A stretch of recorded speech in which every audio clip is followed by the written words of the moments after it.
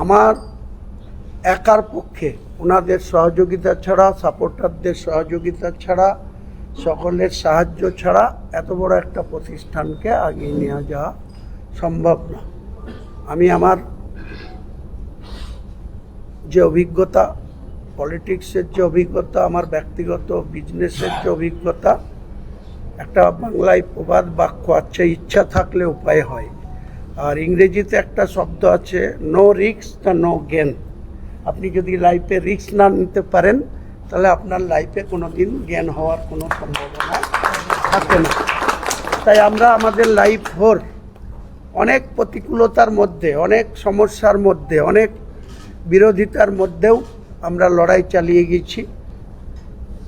100% হয়নি, কিন্তু 95% সাকসেস উপরওয়ালা আমাদের এনে দিয়েছে।